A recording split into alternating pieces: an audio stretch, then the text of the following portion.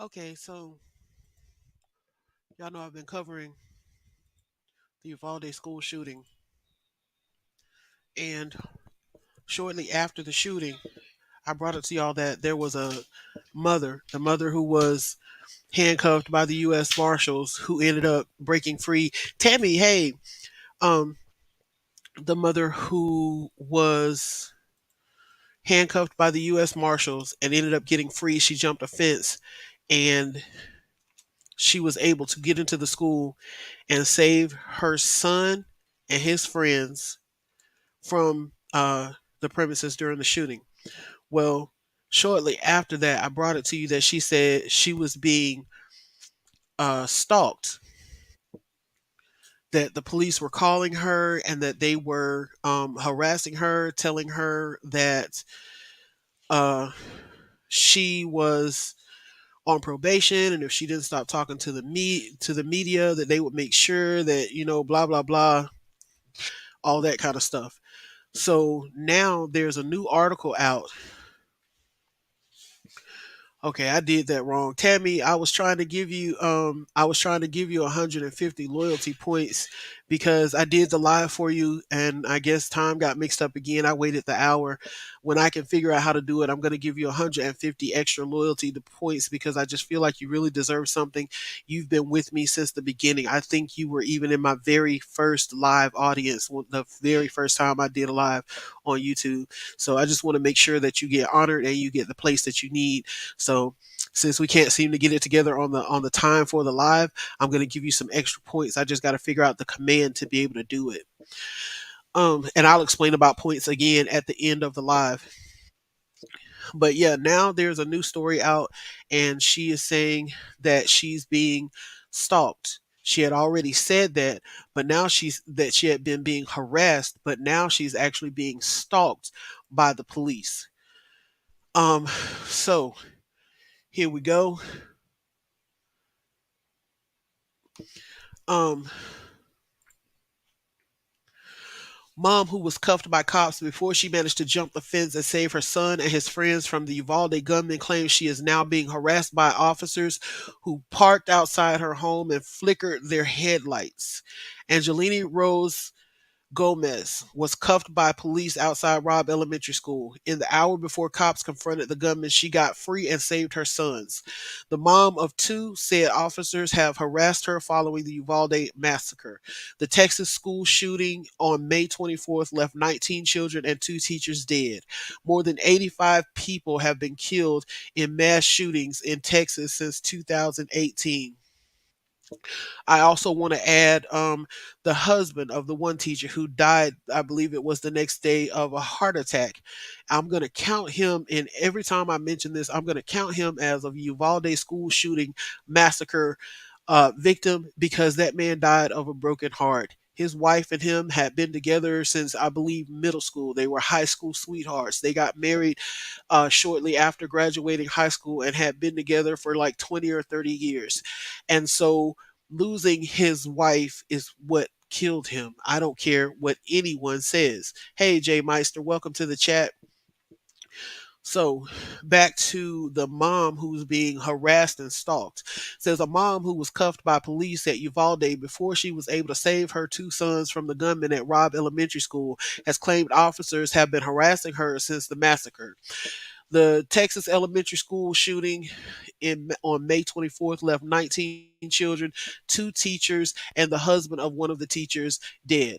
On the day of the shooting, Angelini Rose Gomez rushed to the school and saved her kids, even though officers tried to stop her.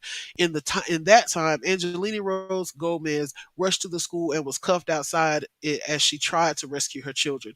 She convinced the Uvalde officer she knew to ask the U.S. Marshal to let her out of the cuffs. As soon as she was free, she ran to the school. Excuse me. I keep forgetting every time I have both of these earphones on, it makes me yawn. I don't know why. I guess air pressure. As soon as she was free, she ran to the school, saving her kids, all while police were still allowing shooter Salvador Rolando Ramos, 18, to roam with an assault rifle. Uvalde School District Police Chief Pete Arredondo, hashtag Fire Arredondo, in particular, faces stinging criticism over his response to the mass shooting and was put on administrative leave after last week. And the reason I say fire Arredondo is because Arredondo was the man in charge. And the reason he said that he didn't do anything is because he assumed that someone else had taken the lead, that someone else had taken charge of the situation, instead of him acting as if he were in charge, which he was until otherwise being notified that, hey, we put this person in charge, you can stand down some. Since the school shooting, Gomez said that she has faced harassment from officers. We'll go back and look at the pictures in a minute, but this is her and her two sons. That's a beautiful little family. While the family was exercising one evening, a cop had, quote, parked at the corner, flickering his light, flickering us with his headlights. God, I can't read today. She told Fox 29. She separated from her children because of the alleged harassment and is considering filing a lawsuit in the wake of the school shooting. This woman is so in fear that she actually has separated herself from her children after her children have gone through this tragic event and possibly seen victims at their school dead, shot up, maimed. She's had to separate herself from them in order to keep them safe from police, the very ones who are supposed to be protecting and serving them.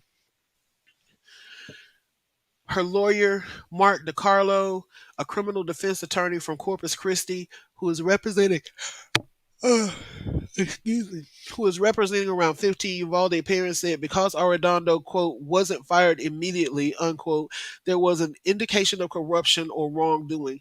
Gomez also previously slammed officers for warning her with a probation violation for obstruction of justice after she spoke to the media. Gomez said she was called by an officer who warned she would be hit with legal trouble over a charge against her from over a decade ago.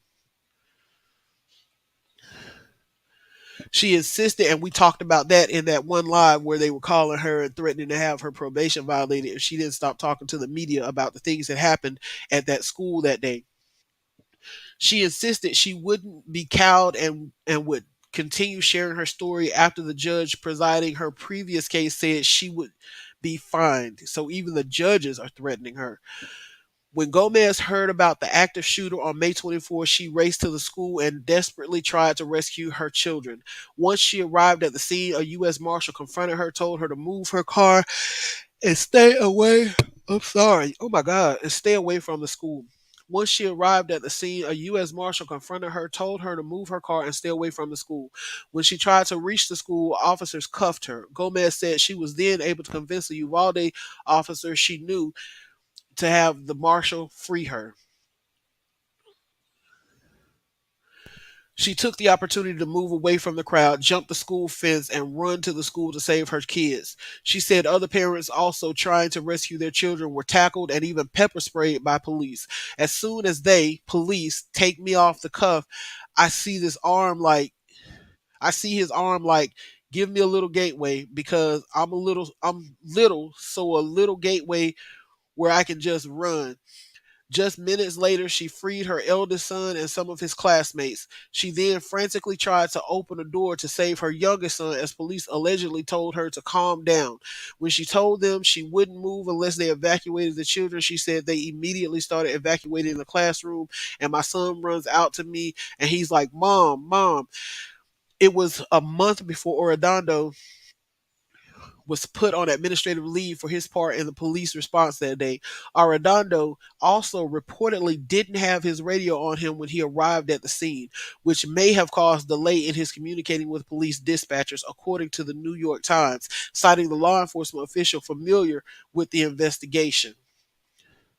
He instead used a cell phone and called a landline for the district police, telling the dispatchers the gunman had an AR-15. Department of Public Safety Director Steve McCraw said that 40 minutes to an hour elapsed from the when Ramos opened fire on the school security officer to when the tactical team shot him. And we know from going through the timeline on the other live that it was actually more like an hour and a half, closer to an hour and a half. Um, though a department spokesman said later they could not give a solid estimate of how long the gunman was in the school or when he was killed. McCraw also said students and teachers had repeatedly begged 911 operators for help, while Arredondo told more than a dozen officers to wait in a hallway. And again, the bottom line is law enforcement was there, McCraw said. They did engage immediately. They did contain Ramos in the classroom. And so we went over this. If y'all remember this picture, we went over this where these officers were standing outside in the hallway. There's one, two, and then you see a third officer down here in the bottom left corner, and they have a tactical shield right here in this red circle. Also, on this officer, they circle him because you can clearly see his rifle. This officer over here near the shield also has a rifle that you can see extended in front of him. So one of the things that they claimed is that they didn't have breach equipment. They didn't have what they needed to go into the classroom. And it turns out that they actually did. They had a tactical shield and assault weapons with them, rifles, at the time that they went into the school. If nothing else, they could have went around to a window and tried to snipe him from there. They could have busted in the classroom with that shield, that bulletproof tactical shield.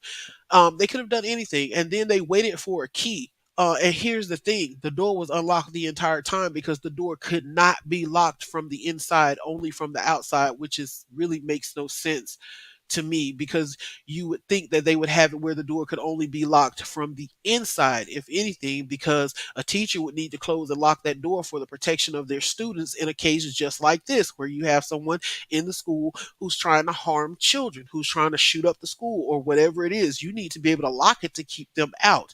They don't need to be on the outside able to lock you in. That's just ridiculous. It makes no sense. Let's get on with the article.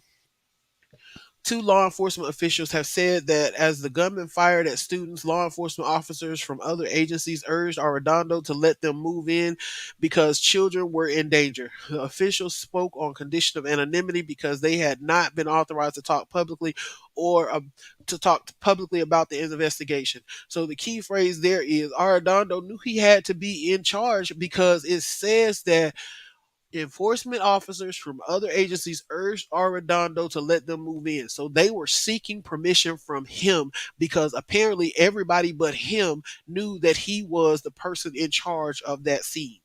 He's the only person that assumed that someone else was in charge. Everyone else assumed he was in charge. The president of the Association for the State School District Police Department Chiefs, Chief Solomon Cook, also noted that it was odd when Arredondo nor any of his men had a key to get into the classrooms and instead had to use one from a janitor, which they didn't even need the key because, again, the door locked from the outside and not from the inside, so they didn't need a key, and apparently the door wasn't locked anyway. All my people carry keys, said Cook, which makes sense, especially a school resource officer. A school resource officer needs to be able to get into any room in that school at any time. He should have one master key, if nothing else. Law enforcement officials also faced criticism after an initial report claimed the shooter entered the building by a back door they had said was propped open by a teacher, Amelia Marin. And then, of course, they came back and said that she did not prop the door open. It wasn't until days later, and also that door locked from the outside and not from the inside, which also makes no sense. It wasn't until days later that police corrected their statement to confirm that Marin, in fact, closed the door when she saw the 18-year-old killer approaching, but the door didn't lock as it was supposed to. An attorney for Marin, Don Flannery, told CNN those days of blame have left Marin psychologically scarred and seeking neurological treatment. She can't stop shaking. It's traumatic for her when it's insinuated that she is involved. She's heartbroken. Marin was outside the school helping a coworker bring in food for an end of year party on May 24th when she saw a car crash into a ditch across the street. She returned out inside to call 911, propped the door open with a rock on the way. When she returned, she saw her coworker running and heard somebody yell, "He's got a gun," Flannery told CNN. "Hi, Sherry. Welcome to the stream. Glad to see you. Oh, I am going to send you the command list for Batissimo since you know how to use like the Nightbot commands or whatever. I've been trying to figure it out, but I don't know. I just tried to do one and give Tammy some points, but it didn't quite work out. So we'll let that be your thing." She returned inside to call 911, propping the door open with a rock on the way. When she returned, she saw her coworker running and heard somebody yell, "He's got a gun." Mara saw the gunman heading toward her and the door, so she kicked the rock, holding it open anyway. Holding it open away. Okay, so she kicked away the rock that was holding the door open and let it swing shut, whereby design it was supposed to lock automatically. Now we're not going to go into the rest of this article simply because it's just rehashing the information that we've already went over. The point that I really want to get across is that gang stalking is real, and this woman, this mother, Rosie, where's she at? I want to show that picture again. Angeli Rosie Gomez. She could very well be in danger. Let me pull up a story. There was a man who was telling people he was being gang stalked by police, that they were doing things. They were coming to his house, and uh, I'm trying to find him.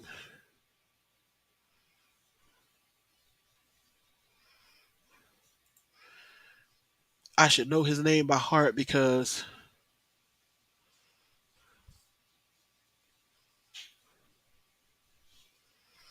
I've watched this story so many times. But basically, while I'm looking for this, let me tell you, he was being gang stalked by police. He kept telling people that they were doing things. They were coming to his house. They were breaking in his house. He could tell there were obvious signs. He had video cameras set up that showed like police constantly harassing him outside of his house, um, um, just doing weird things, parking in front of it, passing by it really slow, weird things with their lights.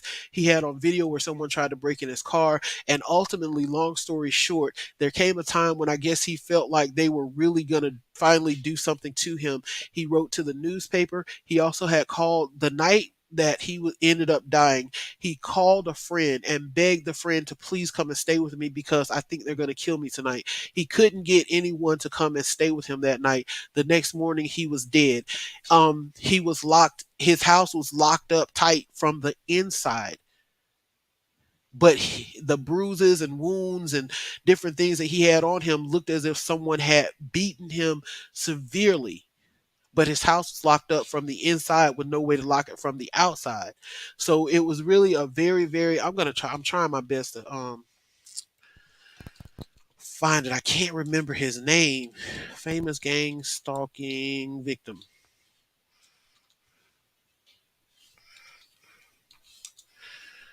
God, what is his name?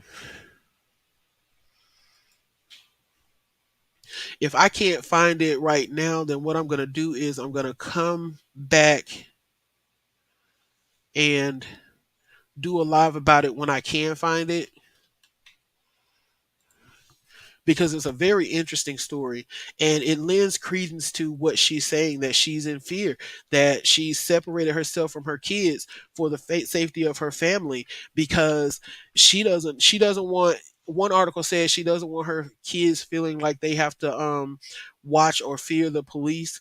And on the other hand, I think what she may have left without saying is that she doesn't want them to be in danger from the police. I think I might have it. Let me see. Gang stalking. I know it's on YouTube as well. And he's like a really, really, really famous target of gang stalking.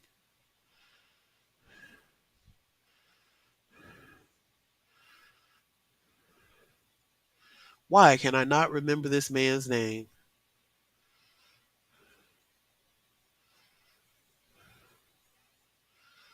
Okay, I think I found it here on Dr. Phil. I'm not going to play that because Dr. Phil will get you for copyright in a heartbeat. And he doesn't mention the guy's name anywhere, unfortunately. Oh my God. Okay, what I'm gonna do is I'm gonna find that, and then I'll do a live about that separately, probably tomorrow or later this evening. Okay, let me get to the comments.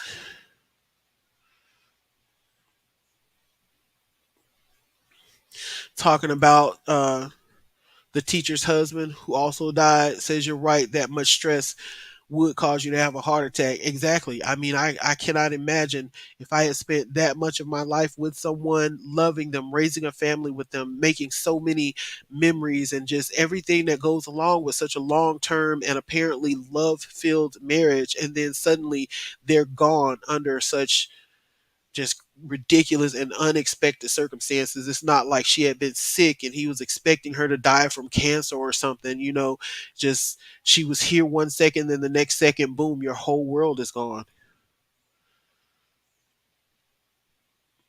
Let's see.